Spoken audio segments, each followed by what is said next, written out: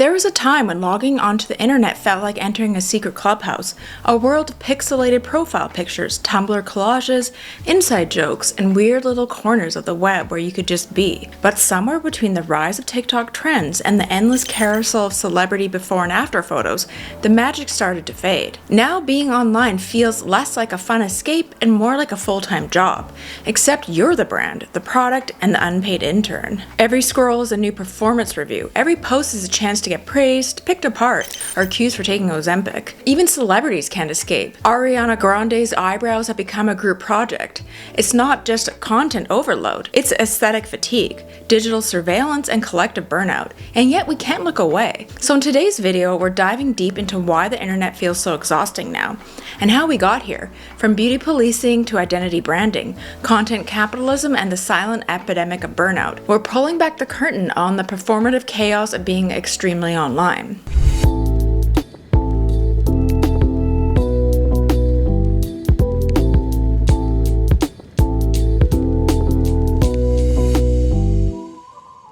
Chapter 1. The pressure to perform online. There was a time when the internet was a place to simply be. You could post a blurry photo from your flip phone, maybe caption it with a vague lyric, and call it a day. There was no pressure to have a personal brand, no main character energy, no need to optimize your lighting, your font, your face. You could exist anonymously, or quietly, or even messily. But somewhere in the last decade, maybe when Instagram became aspirational, or when TikTok merged with reality TV, the internet stopped being a playground and became a stage. And now, all of us are performers, whether we agreed to it or not. Every platform demands a different version of you. Instagram wants you to be polished and real. TikTok demands that you're both spontaneous and strategic, funny but not cringy, authentic but not aspirational. X expects quick wit, political nuance, and an awareness of the latest discourse du jour. And on top of all that, you're meant to keep it relatable, clickable, and most importantly, likable. For women, this pressure is even more intense. You're not just expected to show up. You're expected to curate your identity like a brand partnership. Your face, your body, your room decor, your morning routine, your trauma. It's all content now. What used to be private, even mundane, has become performative. A girl's skincare routine isn't just a personal ritual. It's now a video, complete with soft lighting and brand tags. A casual thought is now a tweet that could be dissected, cancelled, or even turned into a viral soundbite. The line between real life and online has completely eroded. You're no longer just a person online, you're a persona, a curated, edited, and highly scrutinized version of yourself that needs to be maintained, updated, and presented for public consumption. The pressure to constantly exist beautifully online feels eerily reminiscent of the 1950s housewife ideal. Back then, women were expected to maintain the perfect household, the perfect family, the perfect appearance, all while never breaking a sweat. Today, the home is digital, and your Instagram grid is the new living room. Your feed is expected to be tidy, cohesive, and tasteful. The messier parts of life are either hidden or aestheticized, turned into trauma core edits, or sad girl content. Even the influencers we once saw as real eventually become absorbed by the machine. Take Emma Chamberlain, for example. She began as the quirky, awkward YouTube teen drinking iced coffee in her messy bedroom. But as her platform grew, so did the expectations. Now she's a regular at Paris Fashion Week, fronting luxury campaigns by Cartier and Louis Vuitton. Her evolution makes you wonder, was she ever just being herself? Or was Relatable Emma just the first iteration of a carefully packaged brand? It's not that people are being fake, it's that the environment demands performance. And when performance becomes constant, authenticity becomes a costume you put on to appear more marketable. That's the paradox of the modern internet. We're told just to be ourselves, but only if that self is algorithm friendly, photogenic, and monetizable. So what happens to us when everything is content? When every outfit, meal, moment is potential footage?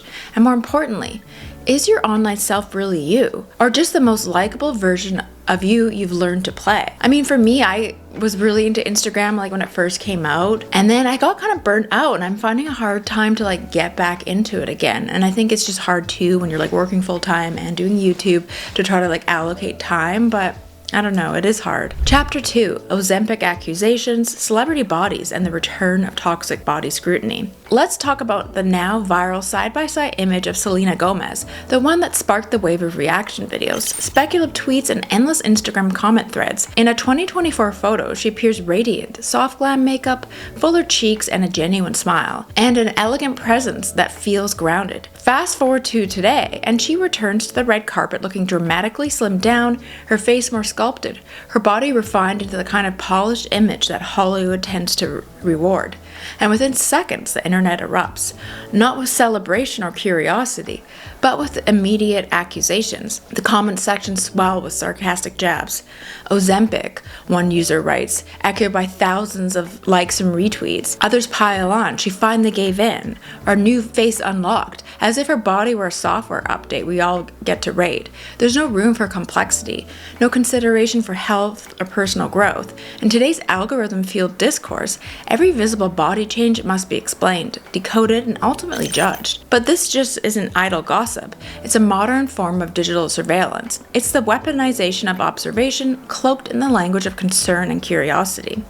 What we're witnessing is a cultural obsession with control, where thinness is no longer just a beauty standard, it's a red flag, a social signal that must be investigated, and it's not just happening to celebrities. This Ozempic field scrutiny is trickling down to everyday life. When your coworker loses a bit of weight, people quietly wonder what she's on. When a small TikToker has a glow up, her comments fill with thinly veiled interrogations like routine please or drop a secret. But it's not really about sharing tips, it's about demanding confession. Their internet doesn't want honesty, it wants proof. Ozempic, originally developed for diabetes, has become something of an underground celebrity in its own right. It's not a drug, it's a cultural symbol.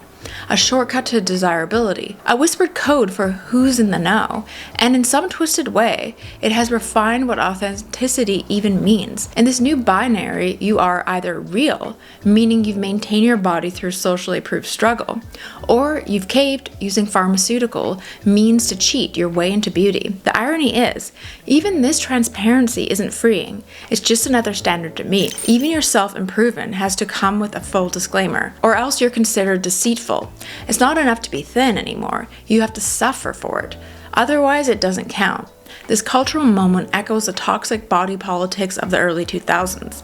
Back then, tabloid covers were dominated by cruel side-by-sides, pitting women against each other, and who wore it better spreads, and brutal bikini body watch features. Thinness wasn't just admired, it was demanded. What's different now is that we've democratized this scrutiny. Instead of 5 magazine editors at Us Weekly calling the shots, TikTok and Reddit and Instagram doing the exact same thing, but faster and louder. We're no longer just consuming the spectacle we become participants in. And of course, this culture of body surveillance is nothing new. In the Victorian era, a woman's physical appearance wasn't just a reflection of her health. It was a reflection of her mortality. Thinness was associated with virtue, self-control, and even piety. Meanwhile, a fuller figure was often read as a sign of indulgence, laziness, or lack of discipline. The same moral logic has simply been rebranded for the wellness age. Today, we don't say she's thin and good. We say she's optimized. We call it intermittent fasting. We call it biohacking. We use words like clean and disciplined. But the subtext is exactly the same. Your worth is still measured by your ability to shrink. Y2K culture's revival has only added fuel to the fire. The return of low-rise jeans, crop baby tees, and exposed midriffs wasn't just about nostalgia. It was about the renormalizing and impossible standard of beauty. But unlike the early 2000s, we no longer have a singular fashion magazine gatekeeping those ideals. Now, trend cycles are dictated by TikTok influencers, celebrity stylists, and internet users who simultaneously celebrate body diversity while replatforming the exact same aesthetics that once destroyed it. Gen Z didn't reinvent beauty, they resurrected it in the most exclusive form. And the message is clear, the ideal body is back, and it looks exactly like it did when we were 13, hating ourselves in dressing rooms. You see it play out constantly in pop culture. Look at the sudden re-obsession with heroin chic, or the romanticization of 90s supermodels like Kate Moss, whose entire brand was built on extreme thinness. Or take The Idol, a show that glamorizes fragility, aestheticizes trauma, and reaffirms the idea that beauty must come at a cost. Even our new beauty icons feel like reboots of the old ones. The aesthetic might have evolved, with different filters, different makeup trends, but the core message hasn't changed. To be desirable is to be small. And if you're not small, you must be in the process of becoming so. Anything else is failure. At first glance, the rise of body transparency online seems like progress. People now openly share their cosmetic procedures, their weight loss medications, their glow-up timelines. There's a sense of honesty, a breaking of the facade. But what happens when the transparency is met with ridicule? When someone admits to taking Ozempic or getting buccal fat removal and is immediately accused of cheating, lying, or buying their beauty? It reveals something uncomfortable. We don't actually want honesty, we want ammunition. We used to criticize women for pretending to be effortlessly beautiful. Now we criticize them for revealing that it wasn't effortless at all. So what exactly are we doing here?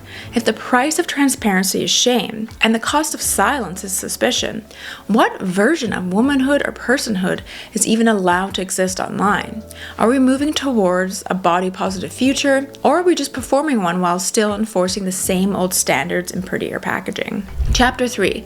The Death of Authenticity in the Age of Aesthetic Perfection. There was a time when photos on the internet looked like actual photos, not editorial shoots, not advertisements, just grainy selfies in dim bedroom lighting, crooked mirror shots with dirty laundry in the background, maybe a red-eye flash of an unflattering angle you didn't think twice about before uploading. The early internet didn't care about polish, it cared about presence.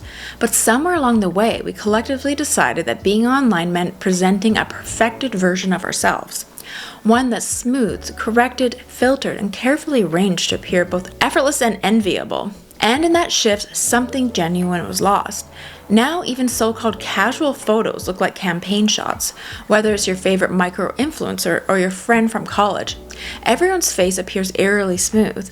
Their nose is symmetrical, their skin texture mysteriously absent. The culprit is often subtle Facetune edits, AI filters, or the increasingly normalized use of beauty correction tools like built into apps like Instagram, TikTok, and even iPhones. And when they're not editing, they're contouring in real life to stimulate the filters. Jawlines are sharp, noses are snatched. Eyebrows like Ariana Grande's are lifted, feathered, and corrected until they match a hyper-specific aesthetic ideal. Even the girls trying to post no makeup selfies are still spending hours perfecting the illusion of natural beauty. It's all a look. Then the irony is that natural look is often the most curated of all. The tragedy isn't that people are editing themselves, it's that they feel like they have to, because what used to be a tool of fantasy or artistic flair has become the bare minimum for public acceptability. The digital world has shifted our baseline. If your face online doesn't look at least slightly edited, you risk seeming sloppy, outdated, or worst of all, real. In this hyper-visual culture, beauty isn't just an advantage, it's a social currency. And to be perceived as unpolished is almost to be disqualified from visibility. But even more strangely, authenticity itself has now been absorbed into the performance. You're no longer just posting pictures or sharing your thoughts. You're constructing an entire aesthetic identity. There's the clean girl with her dewy skin, slicked back bun, and Stanley Cup. There's the mob wife with overlined lips and fur coats, the feral girl, dancing barefoot in the kitchen, the sad girl pretty who cries on camera in perfect lighting. These are not people. They're archetypes, roles to be played, moods to be marketed. And if you don't fit into one, you're expected to create your own aesthetic lane or risk invisibility. You can't just exist online anymore. You must perform a curated version of authenticity that's still pleasing to the algorithm. It's hard not to see this as a digital extension of 18th century French aristocracy. Back then, members of the court would powder their faces white, paint on beauty marks in precise locations, and even wear face patches to signal flirtation or status. The point wasn't to look natural, it was to look fashionably unnatural, to visibly perform beauty in a way that aligned with the expectations of the elite. In many ways, today's filters and aesthetic personas are their modern equivalent. We're no longer trying to look like ourselves. We're trying to look like what the internet tells us ourselves should be. And this doesn't stop at beauty. Even vulnerability has become part of the aesthetic performance. Think of how shows like Euphoria depict teenage trauma through glitter tears and neon lighting. Pain is stylized, mental illness is color graded. You're expected to look good while crying, to post a photo dump of your depressive episode that still fits your Instagram palette. We're packaging breakdowns into digestible content, turning raw emotion into a highlighted reel. Even grief has an aesthetic now. There's a genre of TikTok where people romanticize their sadness, overlaying melancholy music over their tears and captions like, "He left me and I still smiled for the camera." It's not that these feelings aren't real, it's that their expression has been refracted through the lens of performance, creating a surreal in-between space where nothing feels true or fully false. This leaves us with a haunting question. What is real anymore? When even our most intimate moments, our routines, our friendships, our heartbreak, are filtered, captioned, and shared, are we still living them? Or are we just creating a visual record of what living looks like? It's as though we're all starring in our own films, carefully directing the lighting, the dialogue, the angle, the emotional beats. Only there's no audience, no applause, just algorithms deciding if we're worth being seen. So maybe the question isn't whether anything online can still be authentic. Maybe the question is, has the performance become the reality? And if so, is there any way back? Chapter 4, TikTok's speed cycle and the collapse of online trends. Trends used to feel like movements. They would simmer quietly in niche internet corners, Tumblr subcultures, indie fashion forums, underground music blogs, until they caught on in the mainstream. From there, they'd slowly seep into pop culture, influencing runways, magazines, and eventually our local mall. The life cycle of a trend once had a rhythm: discovery, adoption, peak, saturation, decline. It gave people time to absorb, adapt, and enjoy. But today that timeline has been annihilated. On TikTok, a trend can go from birth to burnout in less than 72 hours. You blink and the vanilla girl aesthetic is old news. You finally get around to ordering that tomato girl summer dress, and by the time it arrives, everyone's moved on to cowboy copper hair and eclectic grandpa aesthetic. It's not just fast fashion anymore, it's fast identity. This isn't just tiring, it's crushing. Because keeping up with online trends now isn't just about style, it's about survival. Your relevance, your visibility, even your social capital online depends on how quickly you can pivot. And it's not enough to follow the trends, you have to embody them. You have to brand yourself in a way that signals you're in on the joke before it becomes a punchline. And just as if you invested the time, money, and emotional energy to adapt one microtrend, the algorithm moves the goalpost again and again and again. What we're witnessing is more than just accelerated capitalism. It's hypercapitalism, supercharged by digital algorithms that reward novelty over substance. These systems are engineered to favor the new, the shiny, and the clickable. Content that's familiar or consistent is deprioritized. If you post the same outfit twice, if you repeat a hairstyle, if your aesthetic doesn't evolve weekly, you're punished with lower engagement, less visibility, and fewer clicks. In this system, the only constant is reinvention, and the pressure to be endlessly interesting, endlessly adaptable, and endlessly consumable is not only unsustainable, it's emotionally depleting.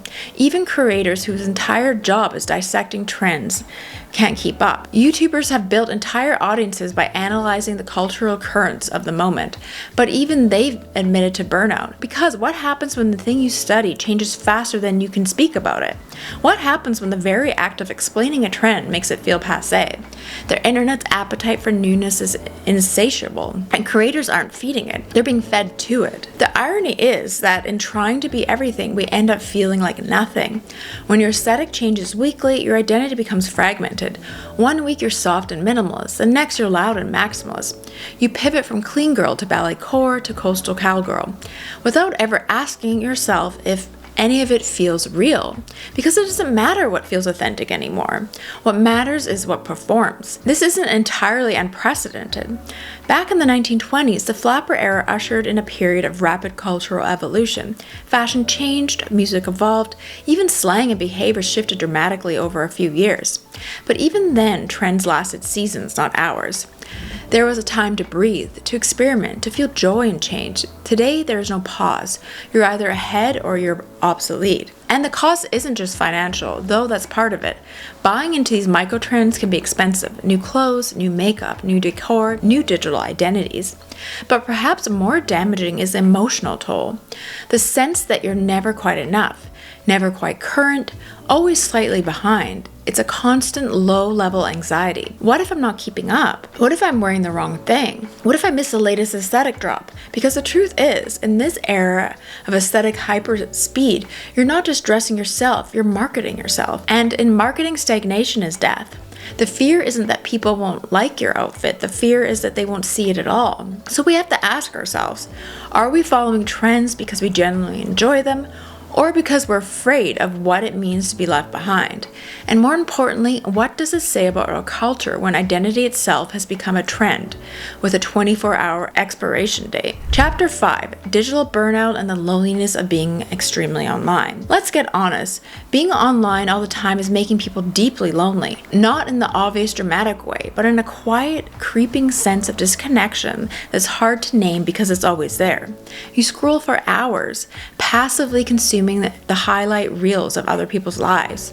You reply to stories, leave comments, maybe even post something of your own, but it rarely feels like true connection. It's like shouting into a void and hoping the algorithm delivers an echo back. Despite the illusion of constant contact, more people than ever report feeling isolated, anxious, and emotionally flat. Because the online world isn't built for intimacy, it's built for engagement, and that's not the same thing. We tell ourselves that social media is a lifeline, that it keeps us in touch with friends, trends, and the world at large. But it really does is reduce relationships to metrics. Instead of asking, how are you doing? We ask, did you see my story? Instead of spending time with people, we like their posts and consider the interaction complete.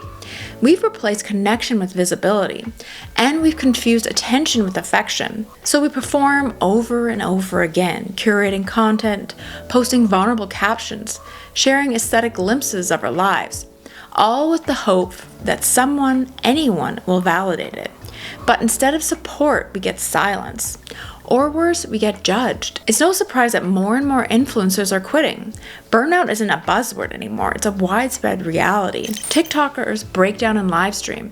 Instagram creators announce digital detoxes like they're using press releases.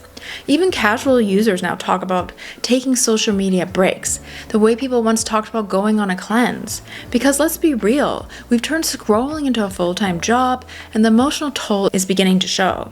And what's the irony? We're exhausted by a space that never even lets us rest. Even when you're doing nothing, you're consuming something. Your brain never gets a power down, and your self-worth is constantly being recalibrated by likes, views, and followers you can't see but can't stop chasing. Historically, this kind of exhaustion isn't new, especially for women. In the 19th century, doctors diagnosed women with hysteria, a vague, all-encompassing condition that usually just meant that they were overwhelmed, overburdened, and understimulated. In truth, many of them were just suffering from burnout, expected to fulfill impossible social roles with no outlet, no validation, and no rest. Does this sound familiar? Today's hysteria looks like influencer fatigue, doom scrolling induced numbness, and the quiet dread that comes with opening an app and feeling like everyone is doing life better than you. This isn't just a mental health crisis, it's a cultural one. The internet promises community. What it gave us was performance. We don't just show up online to connect, we show up to be perceived. We curate our hobbies, our outfits, even our grief for digital consumption. And in doing so, we lose the unpolished parts of ourselves, the ones that are awkward, messy, or beautifully boring, the ones that don't translate into TikToks or reels or captions. The more we optimize for visibility, the more invisible we feel. Even pop culture is reflecting disorientation. Look at Billie Eilish. She spent years carefully protecting her body and her image, wearing baggy clothes to avoid sexualization. And yet, when she finally chose to embrace a different style, she was met with backlash, slut-shaming, and accusations of selling out. In recent interviews, she talked about losing her sense of self, not just because of fame, but because of internet scrutiny. It's the same story we're all living, just at a different scale. We shapeshift to survive online, and somewhere along the way, we forget who we were before the audience arrived. And maybe that's the real question.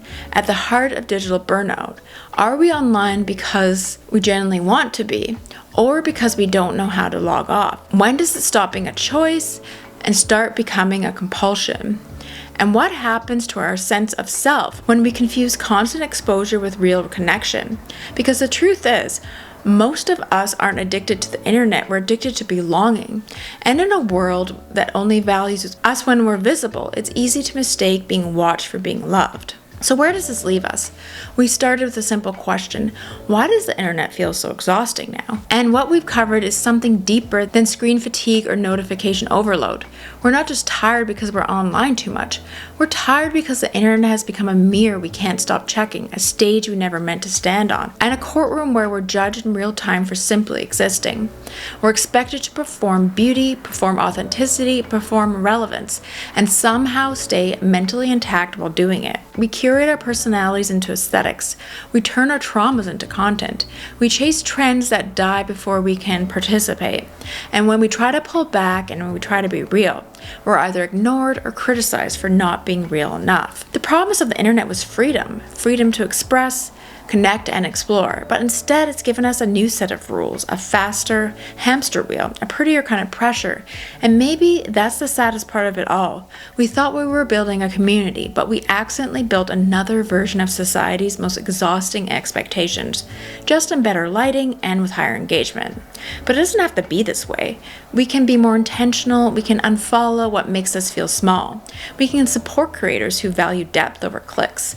We can stop chasing aesthetics that don't even reflect who we are. And maybe most importantly, we can log off, not as an act of disconnection, but as a way to reconnect with the version of ourselves that doesn't need to be watched to be worthy. Because the truth is, you were never meant to be a brand. You were meant to be a person. So I'll leave you with this. Are you curating life for the algorithm, or are you living a life that feels like your own? Let me know in the comments below what part of being online you're most tired of, or better yet, what helps you reclaim your joy. Because maybe, just maybe, we can make the internet a little more human again. I mean, for me, to be honest, I'm just really grateful. I was coming of age during a time when there was no social media, no Facebook. Looking back, I sometimes reminisce about the 90s, early 2000s, going to Blockbuster, renting a movie. And I'm happy I experienced that time pre-cell phone, because I think it would be very hard to be coming of age, even in high school now, elementary school, just being surrounded by constant social media. I just can't imagine the anxiety it would bring about upon someone younger. So let me know in the comments below, what are your thoughts on all of this? Are you over the internet? Is it becoming too much? Let me know in the comments below. All right, thanks for watching.